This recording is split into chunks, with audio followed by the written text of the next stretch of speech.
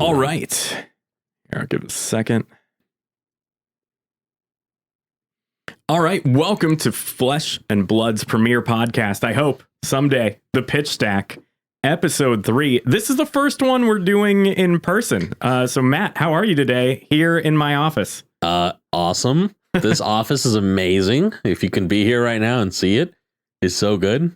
This is like a audio engineer's dream, a musician's dream. There's a lot of stuff going on. I like it. Yeah, it was once an audio engineer's dream, and then over a number of years, I slowly made it a reality. Oh yeah, this is awesome, man. This is sweet, and good audio quality too. Yeah, I hope they can hear it on that end too. So yeah, I'm glad to have you here. And you mentioned it being weird, like you having to set up audio cables and stuff for the first time, and like since the pandemic started, because I've just been engineering remotely, and I got really good at engineering remotely and explaining to people how to set up things. But it's so much nicer to just be like, here, sit on my couch. My room's covered in rock wool, and your voice will sound amazing. So welcome to my couch. And it does. All right on. So I'm excited for this. This is going to be a really interesting episode because there's a lot of speculation coming up. And I know there's this ban and restriction announcement coming, but we're going to hold off on talking about that because now that we are officially Flesh and Blood content creators, I figure we might as well shout out some of our favorite Flesh and Blood content creators. And Matt, why don't you go ahead?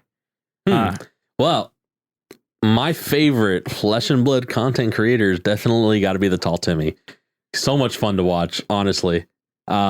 Team, welcome back. We're here in HQ where the magic happens. Man, that guy's a trip. He puts so much effort into his videos. He's such a fun guy.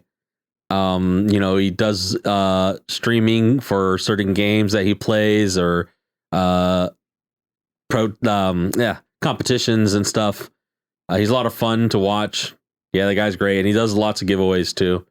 He really cares about the fans, and he's also going to be at Pro Tour New Jersey, if you did not know. Oh, they let him in. Yeah, they let the old bugger in. Oh, phenomenal. Oh, yeah. James White will be there too. Oh, weird. Maybe they'll play a match. Who knows? They have a feature match. There's just like James White sets up a booth in the corner where you have to beat him and you win a prize. Oh, man, that'd be sick. He's just playing games all day. He's exhausted. Oh, what about you?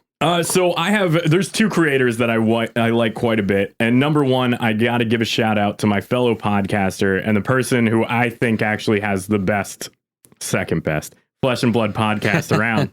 You know, we're the first in our hearts. Right? Yeah, in our hearts. Absolutely. And that's Mr. Matt DeMarco. And he hosts the Instant Speed podcast. And he has done such a good job of curating content and bringing in guests. He regularly has Dalen Mack, Tariq Patel, Tannen Grace, all as part of the show. And he does a really good job of capturing the competitive scene and the way the game works. And it's just a phenomenal job he does over there. So please check out the Instant Speed after you're done listening to our show. And 100%. I haven't listened to too many episodes, but that podcast definitely was very interesting to watch and listen to. I watched a few of them, the James White and the Dalen Mack one. Yeah.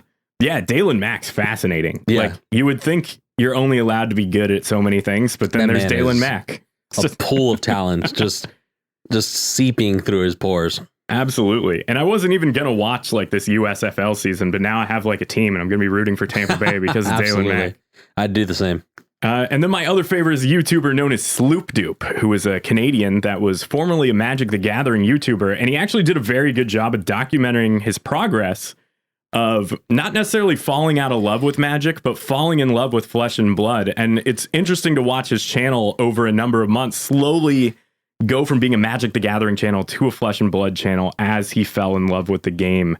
And he's just a very good content creator. His videos are all about very unique topics.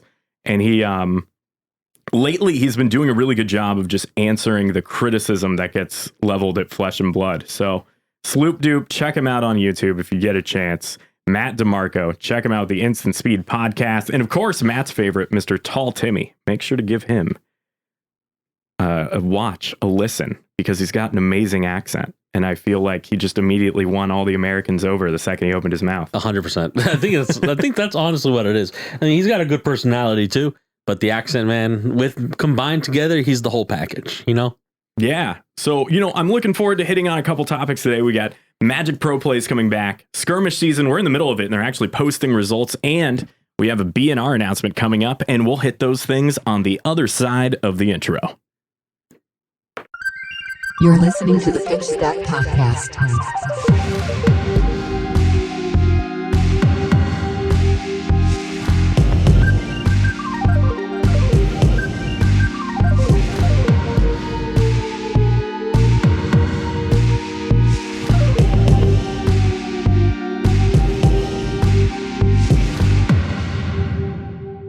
Okay, and we're back from the intro. Hope you enjoyed it. It's still growing on me. And hopefully it's growing on you too, as is this podcast. So Matt, you and I, both Magic judges, we're going to keep bringing it up every single episode because it's a great talking point. But Wizards of the Coast, they decided to bring back Magic Pro Play, which is very interesting because this was their big announcement last week. Magic Pro Play has been basically dead for the last 5 years. Essentially, all their big tournaments were invite only, and it was the same 16, 32 players getting invites. And even players that had previously played on the Pro Tour, like even my best local players that have qualified for that before, were unable to get into these tournaments because they were invite only. They were kind of based around personalities, but now they've rebuilt their entire feeder system. They have this path to the Pro Tour, very similar to what Flesh and Blood has, because Flesh and Blood honestly was mimicking the original Magic Pro Tour system. And so Magic has decided to bring all of this back in a weird time for Flesh and Blood, where they're kind of in between sets and everything's relaxed for a Pro Tour. I don't know, Matt, what thoughts do you have and what kind of impact do you think this is going to have on the game? Man, it's crazy. I'm just hearing tons of talk in the community about people who are talking about, like, hosting events or becoming a judge, or, talking to stores to start setting up, events, or people who are talking about, the prices of certain cards and stuff. It's going to be exciting, honestly. There is a lot of competition down here in South Florida. It's a huge bastion of just competitive trading cards, and I think that we will see quite a few people from around here start competing to try and earn some of these invites and qualifiers. But it's interesting. They say they set up that 4-layer, different levels of competition for the new Pro Play and the promos that they've announced. Yeah, and there's actually kind of a lack of judges in the Magic community now. So they're going to try and put us to work. Oh, yeah, 100%. And what a great time for me to have become a judge right there at the end of last year. Just to come into the new year swinging, It's only been a few months, and now we're hearing Magic Pro Plays returning, and there's going to be ample opportunity for judges to, help out the community and judge some events.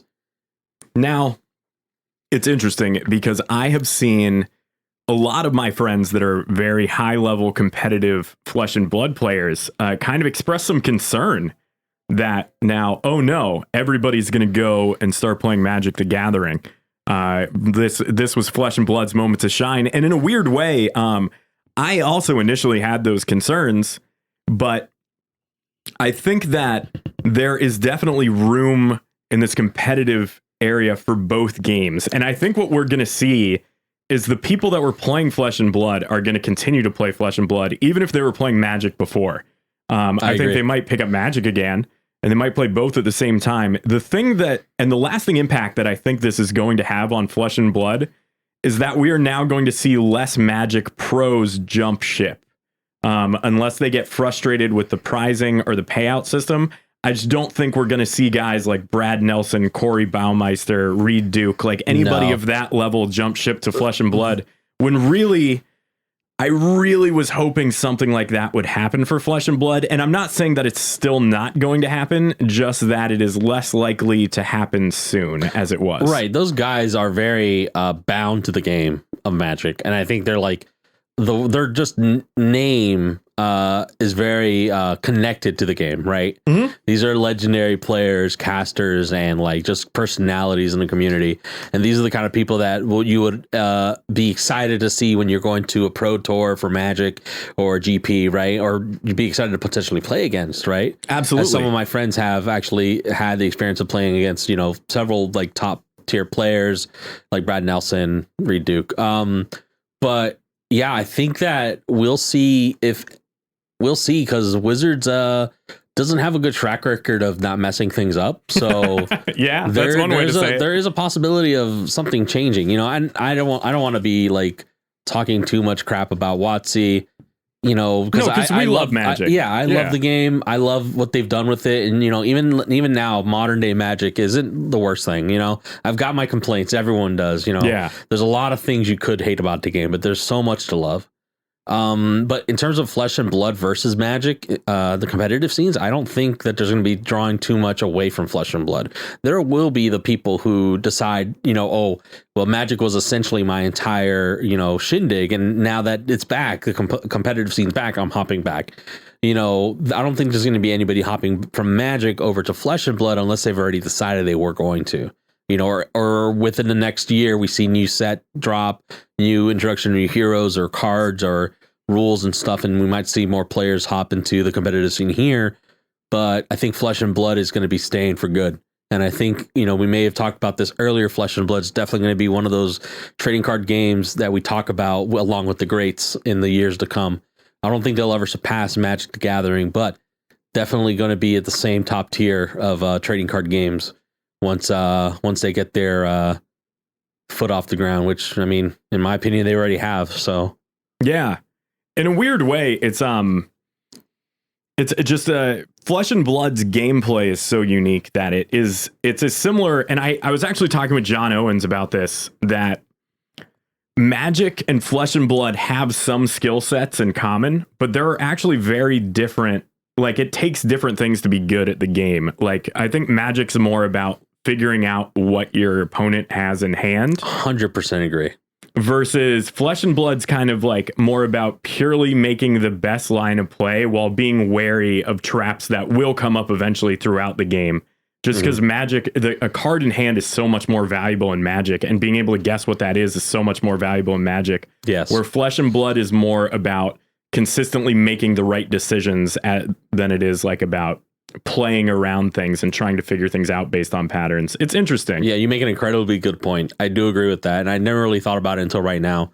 The play of Flesh and Blood definitely speaks to the level of like intricacy that the game has, and definitely different types of decks. Most of the time you're playing your strategy. You're not really playing around the tricks. You're making optimal plays, but at the same time being wary, like you said, of certain like being knowledgeable of the meta, right, is very important in Flesh and Blood. If you like, one thing I'm doing now is I'm gonna start piloting Oldhim. Just so I tried piloting Starvo as well, but I'm a Viscerai player, right? But I need to understand, right? I need to be in my opponent's head space so I can understand that deck when I'm playing against it.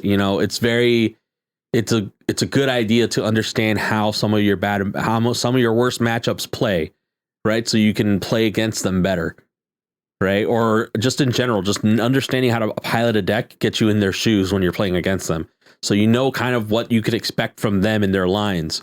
In Magic the Gathering, it's like you said, you want so much information, right, from their hands and what they're playing, what they could be playing. That's why a lot of people scoop on a Thoughtseize, right? If they've mulliganed really hard, 5 cards in hand, Thoughtseize, combo piece in hand, for scooping sideboard, right? Yeah. Information is so key in Magic, and that's why that card in particular, and a bunch of other cards similar to it, drive the game, and they're key integral parts of the game.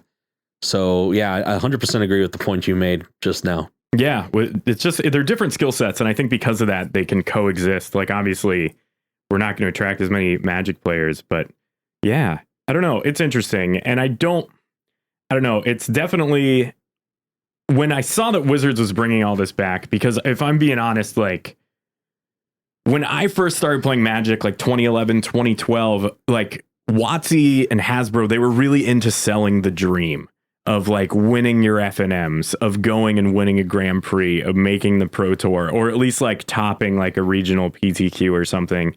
Like there was so much content creation based around getting better and better at the game that has just, it's all disappeared because they weren't fostering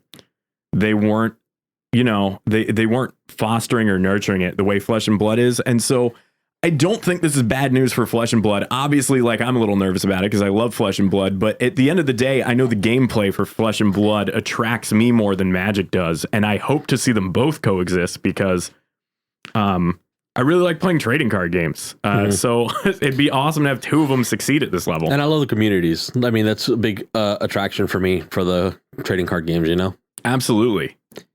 But yeah, dude, speaking of like, you know, skirmish season and stuff, when are we getting those Briar Errata tokens? Yeah, right. They keep talking about it. What is going on at Cardamundi?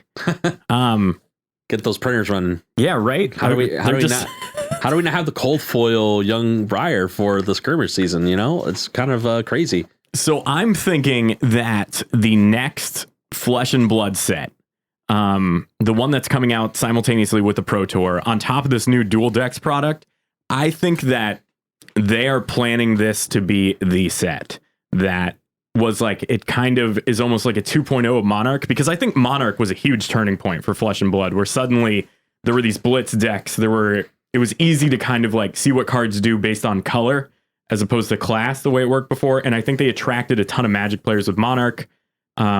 So I think what they are doing is they are ramping up a massive print run of this next set. And it's hard for them to be like, can you pause for 5 minutes and print like 1,000 Briar tokens?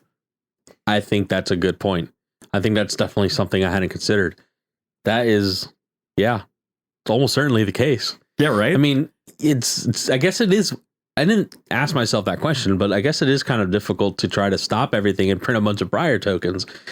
So, I mean, they might just be like, really, it might be really weird. They might just be like, hey, we're going to throw a bunch of Briar tokens to the set that has no Briar at all. It'd be so weird. Yeah, right. Yeah, I don't understand. You know what I think they might do though is my working theory is that they have a huge stack of Briar tokens. They're going to hand them out at the Pro Tour. They're just going to throw them up in the air like confetti. Yeah, exactly. It's going to drop the net in the ceiling and like, just everybody gets Briar tokens. Everybody takes one arcane. Don't let them touch the bards. Everyone takes one arcane. Everybody takes one arcane. Equal to how many Briars touch you. Yeah. Yeah, that's pretty great. It's like a Chaos Orb except real life. Exactly. So yeah, it's weird that they haven't done that, and so I hope it's because of printing. We'll see what's going on over there, and we'll see. I can only imagine that James White gets asked that question every other day. And he probably has one on his desk. But, you know, you mentioned skirmish season, you mentioned Young Heroes, and you know what we have right now? There's a skirmish going on that in Miami that I didn't go to today because I got stomped at an armory, and it really put a damper on my dreams. But you know what we do have is we have skirmish season results are being posted on the official Flesh and Blood website, and I gotta be honest with you, these are shocking. I don't know if you saw this, Matt, but somebody crushed an entire skirmish with Icelander. You know, I saw a video posted on a group page. I can't remember. It must have been the fan page. I saw a video posted of a guy explaining the deck tech for an Icelander. And I didn't know if he had won a skirmish with it or he got like top in a skirmish. But oh man, a fire breathing. Yeah. Yeah. That's sorry, we're looking at the deck list as we're talking. Yeah, I was so shocked I pulled out of the window. And that kind of made me stumble there for a second. But no, that kind of, it just makes sense. Two fire breathings, 2 E-strikes. Like, are we playing Icelander wrong? I mean, it sounds like it. I feel like we get so hung up on that ability of Icelander to be super control and play out of the arsenal. Like, we forget that we can also just play attacks. There's so many blues in the deck, though. I can't imagine fire breathing being a bad card at all. Yeah, 25 blues in this 40-card deck. There's only 1 yellow, which is the Tome of Fyendal. Can you get the action points? Is there something that, or is it just like pay 1, like gain 5? Is there like a way to gain the action points potentially? Let's see. I mean, I see energy potions. Are we running That's interesting. I mean, Huh. I don't think aside from, gosh, this equipment, the equipment setup's real weird too. We're running Heart of Ice, Gambler's Gloves, which I guess makes sense if you you're don't running want to die KO. to KO. Yeah. Obviously, Storm Striders, obviously you have to have Spring Tunic, Metacarpus Note. So like a lot of it makes sense, but how are they getting the action points? They're running Exude Confidence? What is this This deck? makes sense though. The blues, all the blues. Yeah. Whoa. Yeah, Scour the Battlescape. That is spicy. So Easton Douglas, This guy. let's see, where was it? It was in the US, wherever Advantage Games is, took down a skirmish with Icelander with a real spicy list. And I'm looking over all of these lists here. I'm seeing Ira, I'm seeing Dory, I'm seeing Kasai, Viserai, Bravo, who kicked the shit out of me today. Lots of Viserais and Kasai. Somebody's oddly missing, considering the reward for these tournaments. Yeah. And that's young Benji. Oh man, old Benji. Young lad Benji. The sad part about Benji is like you've got to have somehow, I don't know how you do it, but you've got to have like 2 red razor reflexes and 2 resources up. Yeah. And if you got to be playing against a deck without the fridge, because like everybody already knows what's going on. Everybody gets it. Yeah, you attack with the thing, we block it, you get +3, +2 or something, right? It's kind of lost its. I personally think that it's still good. It just kind of lost its like surprise factor. Yeah. There's just still so many more skirmish results to wait on. But I think we'll probably see a few Benji wins as time goes on. But I think just right now it's tough for him to get through Viserai, Oldhim, and Kasai blocks. They block so good. Yeah. Like you're just not blocking anything. And then when springtime finally comes, you throw all of your equipment in front of it and you're blocking for 7. And they're like, well, yeah, sure, Yeah. pass. How much? I don't know. It's tough. They've got to have double red, essentially. That's it. Yeah. And I think people have played enough around Benji where they know not to get baited without, with the initial, whatever it is, the needle attacks. Yeah. They know to save their equipment for later.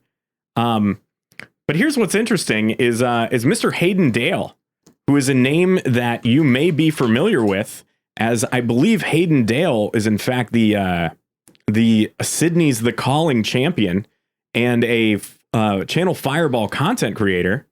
Also a host of Arsenal Pass. That is correct. Also a host of Arsenal Pass, which is another podcast that there's just so much time. I would just stick to the first 2. But if you do need a third one, no, I'm kidding. Arsenal Pass, phenomenal podcast that you should check out. Mr. Hayden Dale, he won a skirmish here with Rhinar of all heroes. I think Reinhardt's great.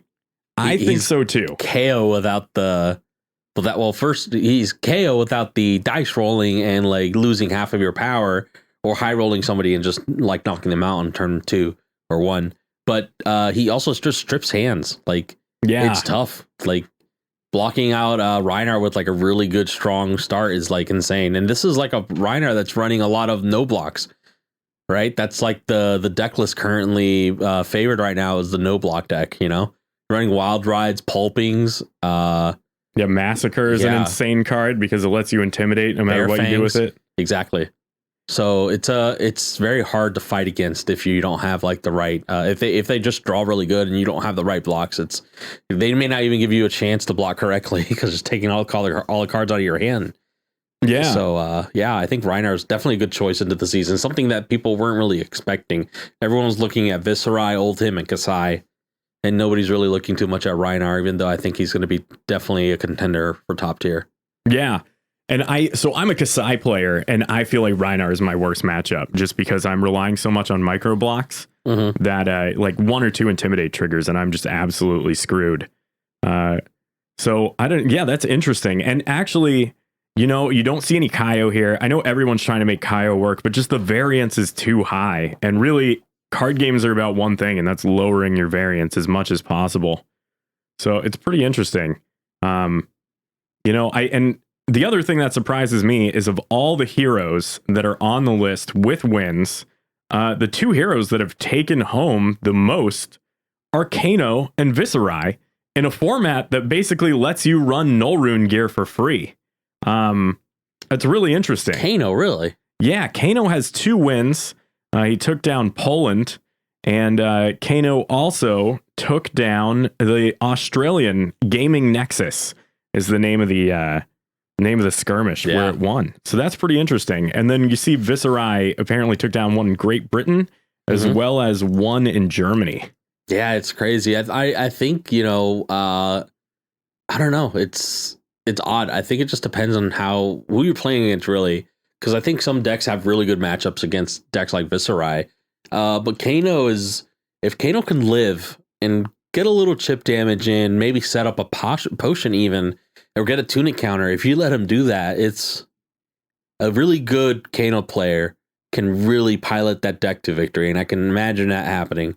You know, it takes a certain kind of man or woman to pilot those decks to victory, man, because Kano's tough. Kano is so super tough. Yeah, you got to be familiar with so many play patterns and just understand when your opponent's going for it versus thinking when you're going to go for it. So it's pretty interesting.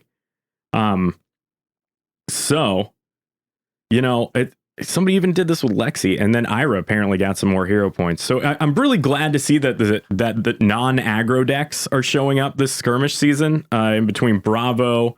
You know, Icelander, obviously, even though it's kind of like a pseudo aggro control, I really still haven't figured out what this list does. I'll have to sit down and read it. Dory's back. So this actually looks like a very healthy blitz meta to me, which is quite exciting. Now, I will say, speaking of healthy metas, there's a banned and restricted announcement here in 3 days. Yeah, I'm a little scared. Yeah, I have reason to be slightly concerned.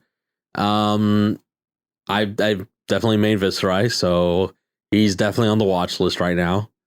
He's definitely committing some terrible acts out here in these armories and and blitz tournaments. So yeah, and even Starvo's someone you know, I think my personal opinion though is that Starvo's not going to get hit.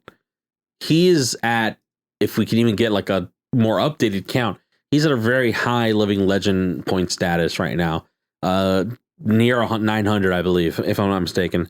And he's just going to kind of ban himself.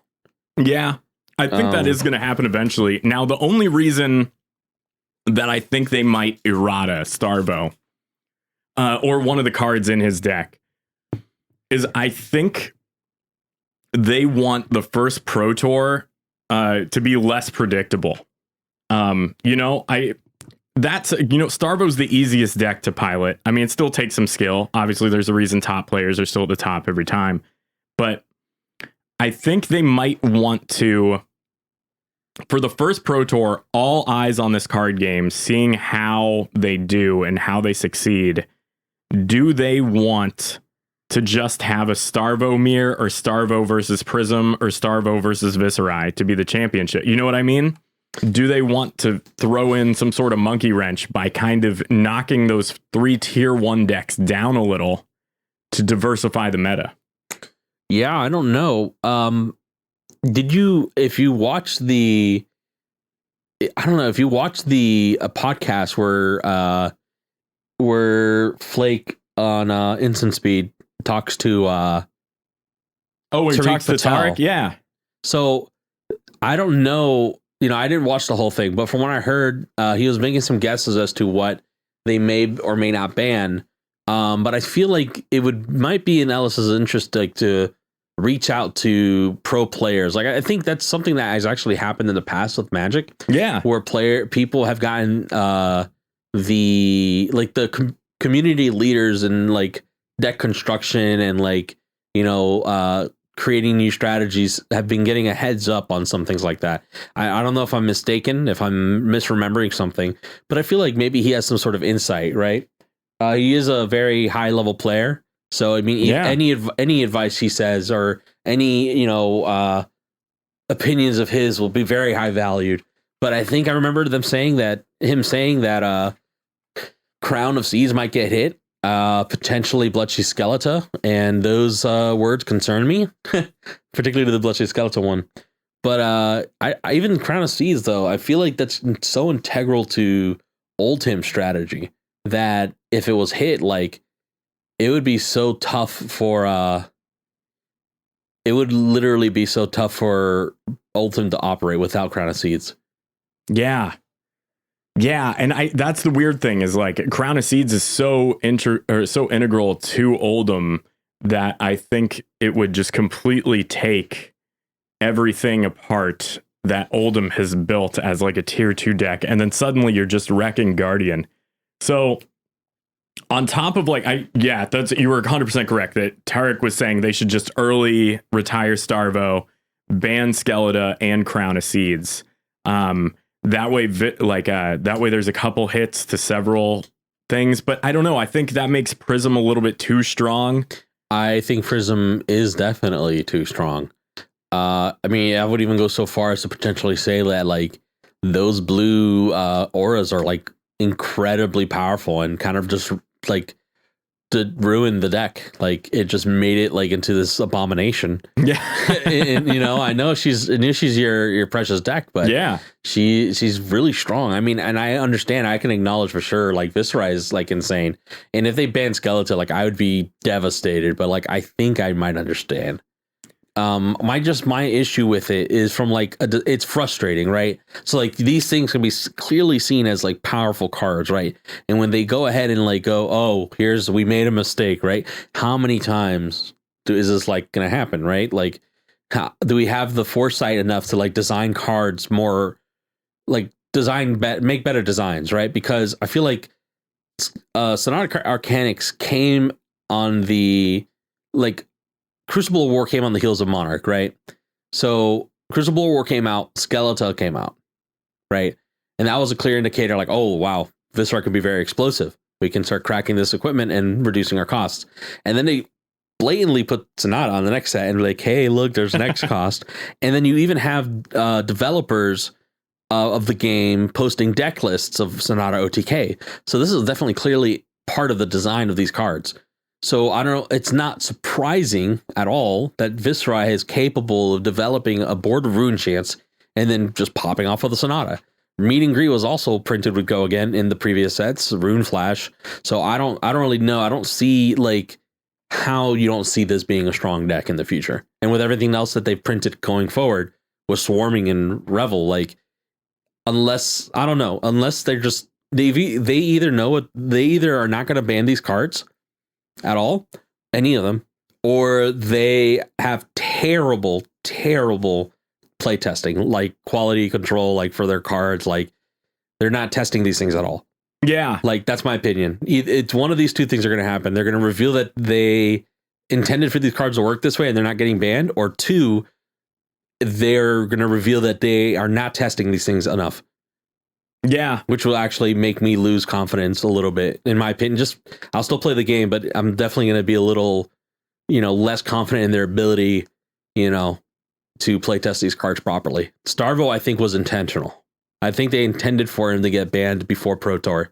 Yeah, I mean, it's like we were talking last episode. If he hits Living Legend, he doesn't hurt. Like all of his cards are still legal to play in other decks.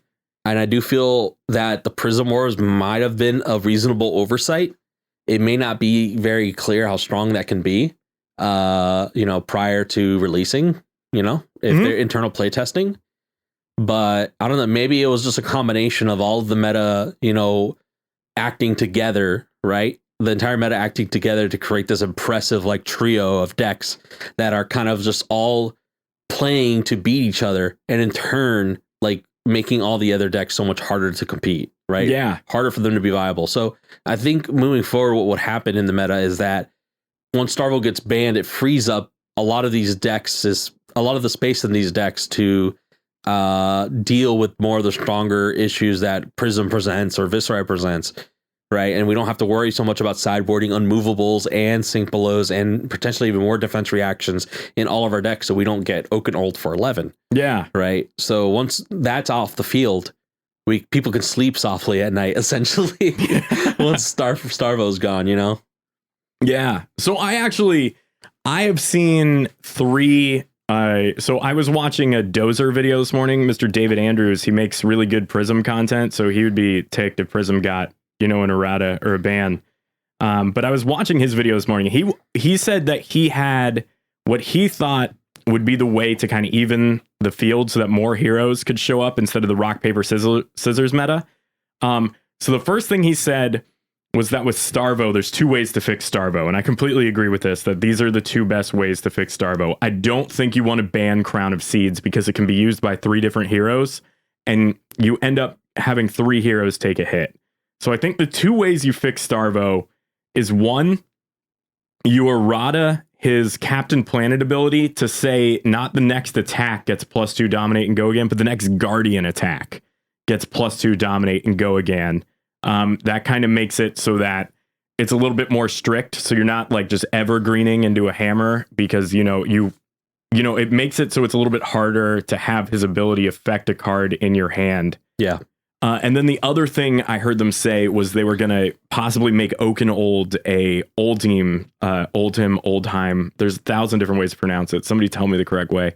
But they were going to make it an Oldhim specialization, which would make sense. His picture's on the card. Yeah, it's a little ridiculous, but I understand. I mean, it's not pictures on the card. Sometimes it's tough to really call it like only a specialization because Seek and Destroy is not a Azalea specialization. It's clearly Azalea in the photo.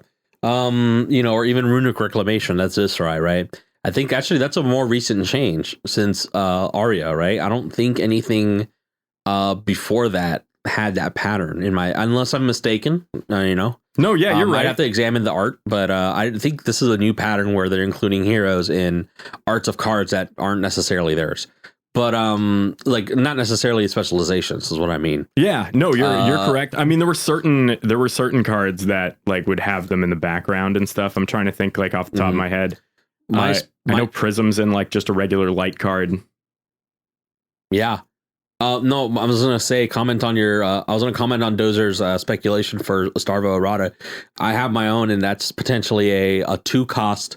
If you pay 2 resource, you get this effect. Oh, that's interesting. So now Starvo gets to choose if he wants to be, not to choose, but now Starvo has to crown aggressively and can't be as defensive. So now, what it asks you to play more that way, right? If you understand what I'm trying to get at, because you'll have 1 resource open and that'll be enough for crown. Yeah. If you look at a lot of the costs on Guardian cards, they're all based on you either crowning or you either plating.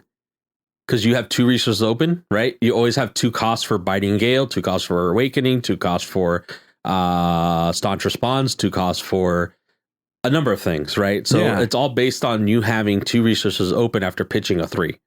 That makes sense. Right? A lot of the cards are balanced that way. So I think paying 2 to get the effect is very good. Like you reveal 2, and if you do, you may pay. It says it should read this way: at the start of your turn, you may reveal an Earth, Ice, and Lightning card from your hand. If you do, you may pay 2. If you do, I don't know, worded in some fashion that way, right? If you do pay 2, then your next attack action costs 3 or greater, gets +2, go again, dominate. Yeah. So you reveal, then pitch. Yeah. I think pitch reveal is too hard to make work because then you get rid of a card, right? And then it doesn't work if you don't have the right cards in hand for it. Yeah, I agree. I think it's interesting because like I feel like if they had to do reveal pitch, they'd have to add like a new rule. I think they may just put it in one sentence. You may reveal and pitch a ice. You may reveal and pitch to an Ice, Lightning, and Earth card. If you do, I don't know. You're right. Yeah, they would have to reword it a little differently. What if they worded it so that in order to get it at the start of your turn, you may pitch an Earth, Ice, and Lightning card, and then you get it. So you have to get the cards out of your hand, but you still get the resources for your next attack. But it makes it so you can't hold on to like 2 pulses for multiple turns. That might be too heavy of a nerf, but it is interesting. That would be pretty interesting. What if, that's tough. I was thinking more, what if they had I wonder if I could go back in time and redesign Starvo, right? I would have an activated ability on Starvo that costs 3. And you could pay 3 resource, and he says, an action, your next Guardian attack gets +2 if you pitched a Earth card to this effect. Go again if you pitched a Lightning card to this effect. and dominate if you pitch an ice card to this effect. Like a twist on Oldham. Correct. Yeah. And then you have your extra resources open, and then you can play 3 or whatever you've got, and then... Actually, I actually really love that. That actually makes the most sense of any argument I've heard. If you pitch all of those, you would have exactly 6 resources. Yeah. If you pitch all blues, right? Mind you, it had to be all blues. You would activate the ability with all blue cards, right? And then you would have 6 resources open, and you can play the effect, right? So you would have to have 4 cards in hand with an attack or an arsenal card, and then or 5 cards if you crown the turn before, or that turn you can go crown, draw a new card, and then fix for the pitch for the ability. Yeah, that's not bad. I like that design. It may limit him a little bit for like how wide he can go, but if you draw like perfect hands, you could be just as good as it was before. Yeah. Well, so and I actually kind of wish they would did that, because it's a twist on the Oldham ability, which makes a lot more sense instead of the reveal, instead of just crowning to filter your hand. But so the other point Dozer made, though, that I thought was very interesting was that if you are going to do something to Bravo, the way the meta is right now, it's a 3.5 deck meta with Briar and Chain comprising of half a deck. So really the other 2 Runeblade decks are just behind Viserai. I think they're like tier 2 at the very top. I think Swarming Gloomveil is the shared trait between all the decks. That's a problem. And that card is really, really, really good. It's extremely pushed. And I love it. I love it to death, but I think it's very good. Yeah. Yeah. I can't argue that it's really good. Yeah, it's tough, man. I love these tools that they've given us, but I have to admit, when the card's strong, it's strong. Revel is not as good as people think it is. When it works, it really works. It's incredible. But the problem is, in dead hands, locked in an arsenal where you could just draw attack cards, the card is awful. So awful. So it sometimes can be like a game ender, like it ends games, right? People, you live and die by that card. Like it just, but sometimes it can mess you up sometimes, Yeah. I don't know.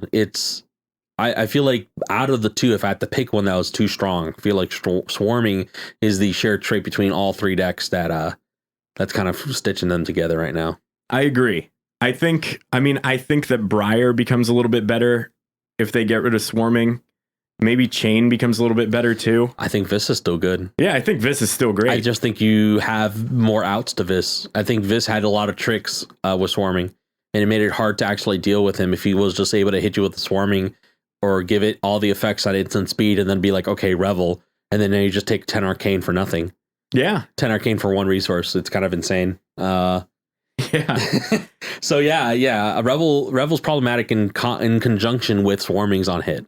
Yeah. And it kind of forces you to spend 2 cards or a card in equipment if it already has all the abilities. So the Viserai player is always playing around you, blocking it anyways. Now, so you're a Vis main. Obviously, you can see that Swarming Gloomveil is the most oppressive card in the deck. Like, it's the best, most utilitarian. It's the card that you're going to have do the most damage for the least resources time after time in the deck. Now, I'm a Prism main, and you do have to, if you're going to bop Vis, if you're going to bop Starvo, you do have to bop Prism as well. What do you think they should do to Prism? So, I don't know if this is enough, but where I would start is with Haze Bending. I feel like of the new blue auras, Haze Bending is the most oppressive, without a doubt. Especially if you get 2 of them out. Removing Phantasm is rough. Or am I not thinking of Haze Bending? I might be mistaken. You are the Prism player, so you. Oh yeah, it's you will be familiar, I believe. More than me. Oh gosh, they all have art by Sod Irfan, and I think in pictures. So I believe Haze Bending removes Phantasm, and I believe Pierce Reality gives it plus 2. And I believe Mirage, passing Mirage makes the Spectral Shields. All right, okay, so Haze Bending is the one I was thinking of. It is the one that makes the Spectral Shields. Passing Mirage is the one that gets rid of Phantasm. Haze Bending definitely is the strongest. Yeah, because Haze Bending, if you get 2 of those out, it's game over. Yeah, that's they can't recover from that unless they're going straight to your face. Like you have got a very bad Briar matchup in the Prism deck. And I feel like that, like, it doesn't get around Briar, but anytime, like, okay, I'll get rid of your Genesis that's giving you this. And then you're like, okay, well, I'll just make 2 Spectral Shields that are coming at you for, 1 or 2 with Ode to Wrath, Merciless. And I think maybe Haze Bending is the card you hit with Prism. Maybe you don't hit Prism at all and you just let Prism retire itself. No, I don't think that's a solution. I don't think that's ever what they should strive for. I agree. And I don't think that's what they want to do either. Living Legend was never intended to be the way to ban heroes. It was a way to, it was soft rotation. It's correct. A way to create a legacy format. A rotating format, correct. And I think that will be a way to segue into like the future formats of the game, right? Where we don't count Living Legend. Like, okay, so think of a world, right? We're not moving off of the topic of, banning what our ban lists and restricted guesses are, right? Our picks. But I think a few years down the line, we'll have a few heroes in Living Legend, more than a few potentially. And we can just call it Legacy for the sake of simplicity. Yeah. Right. But we could have Legacy Constructed CC and Legacy Blitz. They may choose a different name. Legendary Constructed. Right. Yeah. Something ridiculous. That might be cool. Legendary Constructed, Legendary Blitz were heroes that have been retired through the Living Legend rule can be played in this format. Right. And in the future, they may be like, okay, well, in this format, these cards are legal. In this format, these cards are not legal in regular standard, quote unquote. Right. We're just using the word for comparison and understanding. Yeah. But in Legacy, these cards are legal, right? E-Strike, maybe. Yeah. CNC or something, right? Like, I think that may be a future for the game and potentially when we start seeing more heroes enter Living Legend. So, but yeah, I think that Prism has some really strong cards, and if these other 2 heroes get hit, then she's going to be like top tier. She's really strong right now. They've got to get. There's no way they don't at least take Haze Bending if they're going to bop the other 2. It's so tough though, like to think about this because Prism is more of a mindset than it is any particular card. It's just the whole deck works so well, But it's also like I just think in my head, like as a game designer, right, putting something out like Cold Foil Auras and then intending to banning them. That's tough, right? Like I don't know how you go 2.0 with that, but like. I don't know. It's so weird. Like we're in a new space, like a new zone, right? I'm thinking through it like with Magic, right? Could you imagine if they put out a like a 2/1 1 red? Yeah. With so dash. I think imagine printing a promo, right? For a card, just I don't know, some sort of promo, but immediately being like in a week or something. Okay, we're banning Hitotsuga is banned. It's like Neon Ink. You can't play it. I mean, obviously, it's not that powerful card, but I see what you're saying. That was more like a collector thing, but yeah, exactly. So you just immediately ban a chase card while it's still being chased? Yeah, immediately, like really close. I don't know if that's a great comparison, but like these things that they're giving out to stores for promos and stuff, like, okay, so like stores are getting promo cards for entering events and stuff, FNM promos and stuff. Imagine getting a card, one of those cards banned, but you're still getting it as a promo for entering a draft every Friday night. Like, what am I going to do with this? I can't even play this in Standard. It'd be like it's not playable in Commander, It'd be like when they brought those store championships back. It'd be like if they banned like Worm Coil Engine or Arbor Elf. And they were like, here's Worm Coil Engine. Yeah, they're guys. like, here, it's got a cool stamp on it. That may not be the greatest example because Worm Coil Engine is just kind of like a card that permeates a lot of formats. But yes, I agree. It's like, it'd be like that, like we're banning the standard card. Here's a promo of this standard card. Yeah, I think that may be an indicator that that's not the direction that they're going to go, but I could be wrong. Yeah. They may just be like that. Yeah, it's hard to say. And I think what's really interesting is LSS is at this point where the game's design space, almost every new set is going to explore new design space. Like the last 2 sets, they've been exploring the talent design space. With Everfest, they decided to take ideas they already had and push them in weird directions to see what they looked like. And I think we're running into this issue where whenever they explore new design space, at least until they get a better knack for it, and they will eventually, there are going to be missteps. I agree. I think definitely Everfest had a few missteps. I think that might have been I think that might have been what the call is here. Clearly with the auras and some of the Vis cards we got. I think Spellbound Creepers is a key part for that deck. I don't think it'll ever be a hit. It's also a card that's very skill intensive. So yeah, it's gonna take a good player to make sure you can keep that thing up. Yeah. Or know when to sacrifice it, you know. But yeah, I think we have thoroughly covered like this nauseating format that is CC right now. And I'm so ready for something to change. It's like honestly. there's no announcements. Blitz was very refreshing. Blitz was a very oh man, VNR no announcements. VNR no announcements. I'd be like a little relieved but also concerned. Like, can we fit a guffaw into 45 minutes next week if that happens? Just what? Like, yeah, and then we just talk about Blitz again. Well, right. Actually, by next week we should have some fun conversation to have, because I believe we're going to be playing a skirmish next season. Yeah, on the 9th we are scheduled. We are in. At the very least, my Kasai deck is going to get blinged out with that gold foil copper token. You'll probably be able to immediately use it. Speaking of your Kasai deck, we played a little Blitz today, didn't we? We did, and our game was pretty even. I think it was neck and neck. And then I barely got there with an attack react at the end. Oh, absolutely. I kind of didn't want to play around it, but I was like, I don't want to block this thing. Yeah, I kind of want to have my turn. And then I was like, yeah, you have it. And you did. But, it was still a good game. I was very surprised by the very early pitch of blood on her hands. Yeah. Turn 1 pitch. I decided that the way I was going to beat you, because in order to play against Vis, I think you need to be able to account for everything as much as possible. And to be able to do things at instant speed, you just need to get rid of creepers as soon as possible. Yeah. So I was okay taking a turn off to dump my hand just to get rid of creepers. It removes it removes any what's the word I'm looking for? Any variables. Yeah, any variants or variables or like surprise attacks. Yeah. So like if I don't have Go Again, I don't have Go Again unless I have Rattlebones. Yeah. Which is a great card. Which you did later for the 3rd time. You Swarming Gloom failed me in just as many turns. That was when I decided that card should be banned. It was a couple hours ago. Yeah. This card hit me real hard. I'm banning it. Well, so we played a match today. My other 2 matches, my first one was against Kano, and I have only in probably the 50 times I've played against Kano with Kassa, I've only lost once, and that was in the first round of today. I was so sad. Oh man. Yeah, he saw 9 cards with he chained tomes when I went for lethal, and it's really interesting with Kasai is it's good to not go for lethal, but I was like, it's there.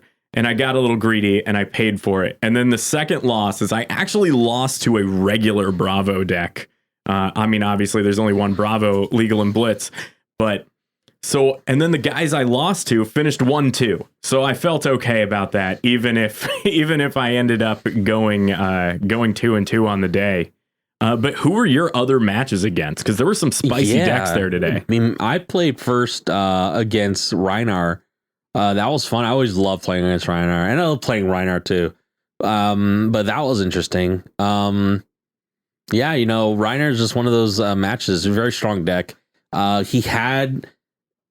think that he may have been playing around arcane damage a little bit too much, and he had the potential to swing at me really big if he just took some damage. He would have been pretty low. I think he would have been a little bit under 10. But he would have had an insanely strong, just based on the blocks he presented, would have had an insanely strong Alpha Rampage turn. It would have been hitting me for chunking me for 16 or something. Yeah. Or 13. I don't remember. I remember seeing it and be like, wow, that would have been crazy. I'm so glad he blocked and pitched for Arcane instead of keeping his hand and just taking it. I would have been scared if he was taking all the damage. I would have been terrified. That's always my thing playing against Reinar. If they're not blocking my stuff, as long as they're blocking my stuff, I'm happy. Yeah. If they're not blocking my stuff, I am scared shitless. I'm terrified. But I won that one. And then I played against Kano. I lost in same Kano player, Carlos. Incredibly, he's so good. He plays Kano skilled. in every format. Yeah, he's probably the best Kano player I've ever met, and I can't imagine. I want to see the Carlos versus Alex Kano mirror. Oh yeah, we need to decide. We need to. So the master fights the pupil. Yeah, I mean, I think Carlos has to have close to just as many Kano reps as anybody in North America right now. I 100% agree. Carlos has definitely been grinding Kano. And he's definitely been rewarded for it. Yeah, it shows. He keeps getting win after win after win. He performs with Kano. It's great. Absolutely. I love Kano. I won't ever be. I mean, I'm a little salty to lose to Kano, but I'm always like, I know what to expect in my matchup, right? So I'm never really playing. Like I'm always playing Viserai and CC. And when we play Kano, me and him and CC at least, I'm always like, well, we're racing, and I know if you've got it and you're stopping me right before I kill you, it's now or never. Yeah. So I've never salty about that. But in Blitz, I was prepared, had my arcane barrier up. I tried to go a little aggressive early on turn 2. I cracked my arms that had null rune for some rune chance. I had an insanely wide turn, but it wasn't enough. And then the following turn, if I had been able to prevent one more arcane damage, I would have lived. Yeah. You know, but sometimes it's hard to decide race or protect yourself, you know, because even if you leak a little damage, that's just a little bit closer they can get. A little bit less damage they need to deal to you on another turn. That's my mindset playing against Kano when I'm playing a deck that wants to be aggressive. It's like, well, I don't really know if I want to prevent the damage because you can have a bad hand next turn and I can just present so much more damage instead of trying to prevent a little bit of it, you know? Yeah. So yeah, I lost to Kano. We played another match and I believe he squeaked that one. No, I won that one, the second one, but we just played like a fun second match. My third match, I played against you. I believe. You did. And I squeaked that one out. Yeah, you definitely did. I thought I was boned. For sure. It was scary. I played like there was the one turn where I almost overblocked and underblocked and you would have taken me to 1. And I didn't have anything. So Kasai, if you're unfamiliar with the way the deck works, if you don't have a card with Go Again in your hand, it is so terrible. And going into that turn where you presented me with lethal and I had to pitch so much, I didn't have any Go Again in my hand, and I had one, I forget what it was. It wasn't Spoils of War, but it's one of the weirder attack reacts where you can get +3 and then your next attack gets +1. And I just bet on hopefully you would only block with one card, and I got you, and I was like, yes, the plan worked. Yeah, but it worked. had I had any other card in my hand, I would have just been absolutely destroyed on the next turn. Understandable, yeah, man. I just didn't feel like I had the space to play that way. I was like, well, if I overblock here, I give you a chance to have an arsenal or keep a card in arsenal, and then I have no turn, and then I just give you an opportunity to react and kill me next time. So it was then where I knew that you probably were going to win if you had the reaction, and otherwise I would take the game. Yeah. But, the next match I played was against Prism, somewhat newer player, or maybe less familiar with Blitz. Walking through it, I stumbled a little bit on like the number of rune chants I had, where I was kind of just like, oh shoot, I was like, I don't know what this thing is. When I play against new players or people who are a little unfamiliar, you're too helpful. No, it's not that. It's really not that. I try to play very like just straight, right? I'm just like straight, right? Just play straight, very to the point, and try to explain things and turn cards around so they can read it and say, okay, this trigger goes here, and I'm going to play this card. It'll check for these effects. All these effects are online. There's an on hit, 3 arcane, 3 physical, 1 arcane on the back end, or 1 rune chant on the back end, right? But I was stumbling on how many rune chants I had. Like, oh, and he was correcting me because he would, clearly see that it was not the right amount. I'm like, oh shoot, I'm sorry. Like, I'm stumbling, and I make it look like I'm like cheating on this guy. Like, yeah, it's too much to keep track. I was like, I don't know. I was, for some reason, last game I was like fumbling, and I was like, oh no. No, he was a cool guy. We talked a little bit after that, about Viserai, and his girlfriend was there playing too. She was on Briar. She likes Runeblade. He likes Prism, fun stuff. But yeah, overall today was pretty good. Cool. Yeah. Right on. Yeah, I'm looking forward to next week. I'm definitely going to tweak my Kasai deck. There was definitely a few places where I stumbled, some cards I'm looking forward to. Now, Matt, I know you mentioned earlier that we might have some viewer questions. Did any come in? Oh, yeah, for sure. So we have a question from Angel. Oh, yes. And Angel wants to know, what does Ranger need to be top tier? Oh. And, well, I have an answer, but what do you think, Doug? What does Ranger need to be top tier? So in my opinion, Ranger plays like a worse Guardian right now. So I think Ranger needs a way to get card advantage aside from like throwing another arrow into your arsenal. It's just, I don't know. It's so weird. Ranger's just like a little too easy to play around. Like I Do you don't think know. it's the information they present when they put cards in Arsenal, or not really? Yeah. Because I mean, they usually play it out that turn anyways. So, I think Ranger needs a new hero that by default gives you the New Horizon 2 arsenals. do you think it should be Azalea, Star of the Alley, and she gets +2 dominate and go again on her next arrow whenever she has an instant non-attack and an attack in her hand? I think, I don't know, like if I were to design a Ranger, it would give you 2 arsenal spots by default. Ooh, yeah, I like the idea of 2 arsenal spots not being reliant on New Horizons. Yeah, and then you can pitch 3, and for 3, a once per turn ability is you can put an arrow from your hand into an arsenal zone, and then when you do that, you get to search your deck for another arrow and put it into the other arsenal zone. You want to know what my Okay, so I'm sorry, repeat that one more time. I apologize. So like what it lets you do is you pitch 3, you put an arrow from your hand into an arsenal zone, and it lets you tutor for another arrow. Oh, tutor for an arrow. Yeah, I think then that puts the deck, because really you want Azalea to be, you don't want it to be like Guardian where it's just like one big swing. You know, you want the deck to be more aggressive, which it is not right now. Yeah, interesting. Tutor for an arrow though, that's interesting. What if, I like that idea. What about a, let's say, I have a couple ideas, but, just on the topic of what you're talking about, what if, an equipment of some kind, that, or a bow, right? That said, you could put a arrow from your hand into the arsenal.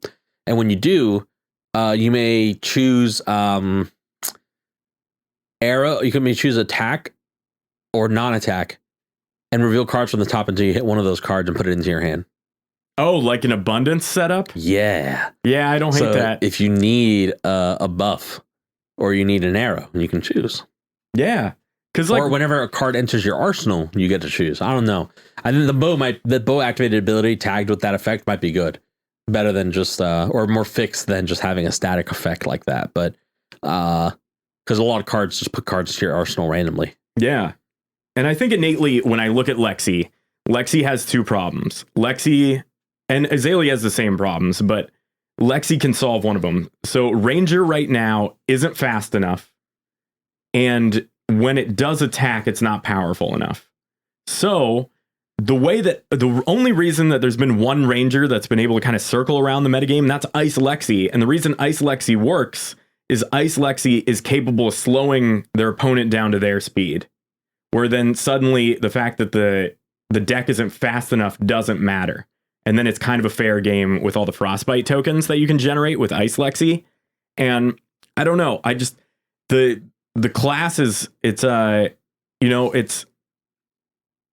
would even say, it's not fast enough. It's not powerful enough. And I think Mechanologist actually has the speed advantage, but it has the same power problem. I think what really, I think what really holds these decks back is like actual on hit effects that mean anything. Yeah. So the problem with Ice Lexi is that the top hero that cares whether they get frostbites or not can block it easily. The hero that can't block it easily doesn't care if they get frostbites because their stuff is reduced, and they also have a free out in their equipment slot, right, for those frostbites. Skeleton, right? So I don't know. It's weird. I mean, you're still paying for it by cracking the Skeleton realistically, but a lot of the cards already have kind of like that cost reduction. Yeah. You know, if you've got like a bunch of rune chants already out and you've got a rune flash or Even a Drawn of the Dark Dimensions, you have maybe playing that, or a Reduced to Rune Chant. You kind of just play one of those cards out and breaks the Frostbites. I don't know. That may not be a good analysis of that matchup. I've won more Ice Lexi matches than I've lost them with Viserai, but I have lost a number of them too, and it's always mattered that I had the Frostbite. But I think you're right about that as well, and I really want Azalea to be good. What I think Azalea needs is some better equipment, right? I know Ranger realistically, and also like just thematically isn't really geared up with like battle worn stuff because a lot of that's heavy armor. But she needs something that can block and not get destroyed. Because right now they just literally get hosed by Command and Conquer. And some number of decks are going to run a pummels on top of that, but you can't really play around that. But Command and Conquer in general, Lexi has not Lexi, but Ranger has protection with like some D-reacts from attacks, but you can't D-react a Command and Conquer. So all your equipment breaks as soon as you block with it. Some of them even destroy your arsenal. So what do you do even at that point? You just block your hand out, and now you're losing arrow attacks, which you can't. You need some number of arrows in your deck, otherwise you're not going to be able to play. Lexi, not Lexi specific. I keep saying that, but Ranger specifically sometimes has bricky hands, and you need to have enough attacks in your arsenal and your hand to actually make a threatening turn. Otherwise, your opponent will just take 9 or whatever you present, and then slap you back for twice that. Yeah, and I don't know. It's interesting because you see. Like this particular Lexi deck, I'm just bringing it up real quick. The one that ended up coming in second at the Portal Games. What was it? A lightning aggro? It is Ice Lightning aggro. Huh. We've got Frost Fangs, we've got Lightning Surges, and the arrows are there, but they're not the entire game plan. Like you're also running Heaven's Claws, so it's kind of weird how there's a lot of like melee attacks. And I think maybe that's the problem, is that the Ranger design space is too bow focused, where clearly if you take a second here and you kind of like expand into these attacks, then, it's getting a little better. Well, I think Ranger can still stay in this area where they focus on the arrows, but they need to have better tools, right? So I think that some kind of I've been thinking that, I'm sure many people have had the same thought on their mind regarding future Ranger design space, but crossbow, right? Something like that would be nice. And I know like thematically, flavorly, bolts are not the same thing as arrows, right? But whatever, we don't care. A couple feathers short. Yeah, well, whatever. They're still firing out of a thing with string and a pressure. Okay. Yeah. But, or some kind of quiver, right? Like some sort of other not offhand, because that indicates you're running one-handed weapon, but some other like back item, right? Like it would just say back item, right? And it would run out right on the side of your bow. It'd be a quiver, right? And maybe you can pay 1, put an arrow into your quiver, right? Or something like that. Or pay 0. Put an arrow from your hand into your quiver, right? And then maybe draw a card or something. And then you would have an ability that says pay 1, put an arrow from your quiver into your arsenal. Yeah. That'd be cool. Like, it helps you fix your hands, get cards out of your hand, stores them for later, and you can actually build like a sort of an OTK, right? I can see that being really cool. Yeah, I agree. Like, let's say like Death Dealer said, maybe the bows get eroded to say, put a card from your hand or quiver into your arsenal. Yeah. That would be cool, because then you can play Tri-Shot and start pulling all these cards out of your quiver into your arsenal and drawing even more and more and more cards. Yeah. And you don't have to give up cards in your hand. And then that's a really strong way to actually play a very aggressive Ranger. I like that a lot. It'd be interesting to have maybe like something that allowed you to swap an arrow out of your arsenal with your hand. Yeah, maybe like a hand item, like a little, like, one of the things that actual that actual like archers, bowmen use for their fingers, like some sort of like quick, like, pick or like attachment for their hand that helps them like re-swap arrows in and out, you know? Yeah, because that way you could kind of be like, oh, okay, I need to pitch blue for this, but I have this red arrow in my hand. You know, you can get that arrow out, put the other one. It's interesting. And I hope they fix it because Rangers are cool. That and would- they attack. There's like a lot of new players. They love bows and arrows. That actually might work really well. There are cards with effects that care whether they put into your arsenal face up, Yeah. like headshot and what is it? The Ridge Rider shot, headshot and Ridge Rider shot. Those are arrows that both have effects when they enter the arsenal face up. Yeah. I'm also hoping that the next set does not have any talents. Yes. I do like talents. I appreciate what they do for the game, but I also would like to see new classes, right? And expand, like maybe an old class and a new class, right? Or 2 old classes and then 1 new class. Yeah, I agree. Right? I don't know if they're going to continue with the Give 3 me of. Necromancer. Yes, I agree. Give me I would Death Knight. love that Necromancer, but that's kind of what we have. Death Knight, Necromancer, Runeblade, you know, same old stuff. But I think some kind of like I don't know if they want to continue doing 3 classes or 4. I really like the 4. Yeah, I think there's no way they don't do 4. I don't know why they did 3. Well, I think they wanted to play with the combination, the two element combinations of the 3. Yeah. And that kind of was their plan there. I think future sets will probably be mostly For for saving fire for wherever Kasai and Kano are from. Cool, yeah. Volcor, is that what it's called? Yeah. I feel like all their names are pretty obvious. You know? Yeah. It's like Certainly. they're all like very straightforward, and then it's like, and Arya, and you're like, what? Arya. It's like you made one up for that. Auras, you know, the Northern Lights, like The that D monastery, the that's- monastery of demons. that system. The Simpsons meme. Is that the Northern Lights? May I see? Right on. No. Well, I think that does it for episode 3 of the Pitch Stack podcast. The first one we've done in person. Yeah, and hopefully not the last. Yeah. So Matt, thanks for joining me in my studio. Absolutely. Everyone, thank you for listening. We're looking forward to hearing from you. If you have viewer questions, you can hit me up on Discord if you're part of the Flesh and Blood TCG Discord in South Florida. Or if not, feel free to hit me up at DEJ1088 on Twitter with your podcast questions. And yeah, I guess we'll see you next week. Maybe I'll have to make one of those Twitter accounts. Yeah, you Just, probably should. Talk about Flesh and Blood or something. Yeah, exactly. So Matt's going to have a Twitter next week. Oh God. It'll be there. I have a time frame now. All right. Until next time. See ya.